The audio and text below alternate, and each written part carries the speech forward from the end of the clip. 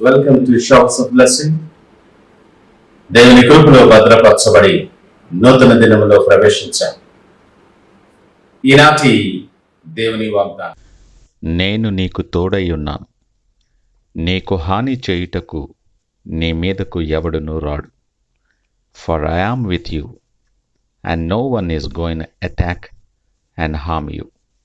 అపోస్తుల కార్యాలు 18వ అధ్యాయం 10వ వచనం. Praise God. ఈ నూతన దినములో దేవుడు మీ కొరకు సిద్ధపరచిన ప్రతి దీవెన ఆకాశపు వాకిళ్ళ విప్పి మీ మీద కృమ్మరించునుగాక. మరి ఒక నూతన దినాన్ని ఆరంభిస్తున్న నేపథ్యంలో ప్రేమ కలిగిన దేవుడు తాను సిద్ధపరచిన ఆశీర్వాదముతో మిమ్మల్ని దర్శిస్తూ ఉన్నాడు. నిన్ను ప్రేమించే దేవుడు నీకు దూరముగా ఉండేవాడు కాదు.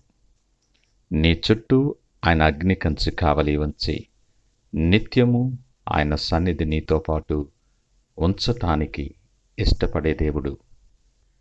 ఈ నూతన దిన ప్రయాణంలో నిన్ను ధైర్యపరుస్తూ ఉన్నాడు.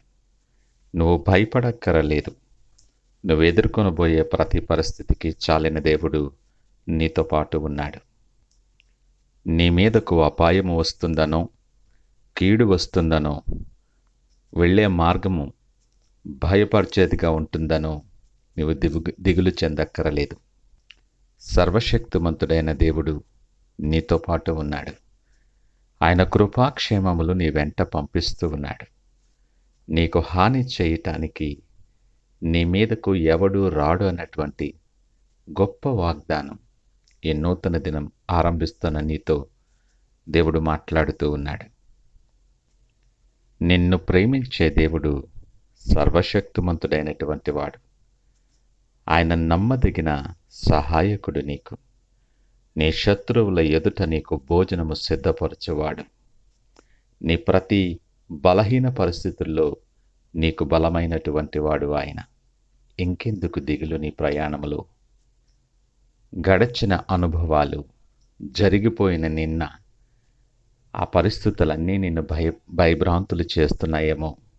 ఈ నూతన దిన ప్రయాణం ఎలా సాగబోతుందో, ఏమి ఎదుర్కోవాలో అని అనేకమైన ఆలోచనలు నీకు భయాన్ని కలిగిస్తూ ఆందోళనకరముగా ఉన్నాయేమో. భక్తుడైన దావీదు మాటల ద్వారా మనము ధైర్యపరచబడదాం.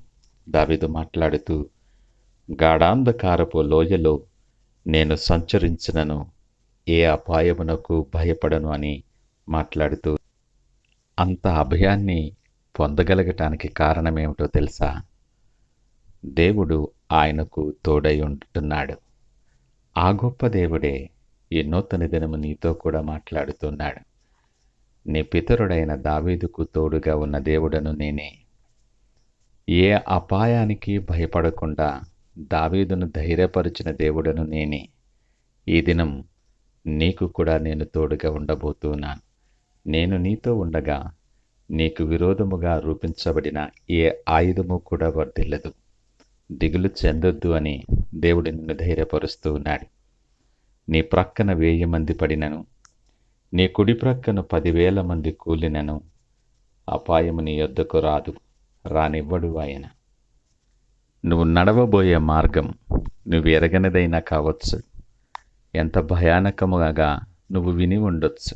కానీ లేఖనం అంటుంది, నీవు జలములలో బడి దాటున్నప్పుడు తోడుగా ఉండే దేవుడు నీతో ఉన్నాడు. నువ్వు అగ్ని మధ్య నడిచినప్పుడు కూడా నిన్ను విడువని ఎడబాయని దేవుడు నీ చెయ్యి పట్టుకుని నడిపించేవాడిగా ఉన్నాడు. ఇంకెందుకు దిగులు చెందుతావు? ఈ మాటలు వింటున్న ప్రియ దేవుని జనాంగమా, నీ చుట్టూ కృప ఆవరించి నిన్ను ప్రేమించే దేవుడు నీతో ఉండగా ఇంకా దిగులు చెందుట న్యాయమేనా? ఎంతకాలం ఆయనకు దూరంగా ఉంటావు?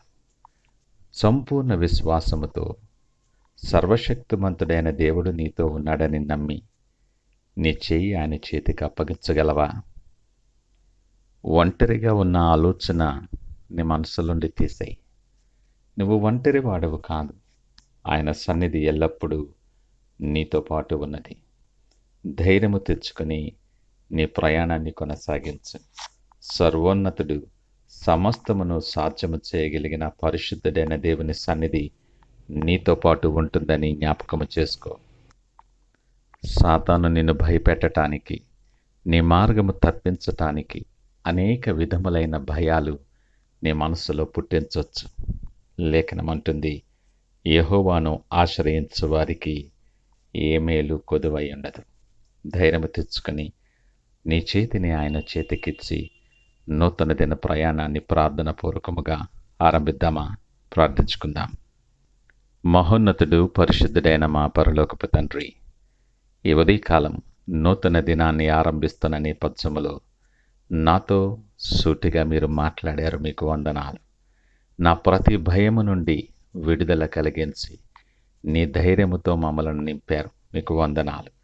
నీవు మాకు తోడై ఉండగా, నీ సన్నిధి మాతో రావగా మాకు హాని చేయుటకు నా మీదకి ఎవడు రాడన్న వాగ్దానం ఎంతో బలపరుస్తూ ఉంది మమ్మలను. దాన్ని బట్టి కృతజ్ఞతాస్తుతులు తెలియచేస్తూ ఉన్నాను. ఈ నూతన దినం మా ప్రతి ఆలోచన మీరు బలపరచండి. ప్రతి అడుగు స్థిరపరచి మా మార్గముల మీద మీ వెలుగు ప్రకాశింపచేసి అనేక మందికి దీవెనకరముగా, మీకు మహిమకరముగా మమ్మలను వాడుకొని దీవించి ఆశీర్వదించమని యేసు పరిశుద్ధ నామమున అడిగి వేడుకొనుచున్నాము తండ్రి. ఆమేన్. God bless you.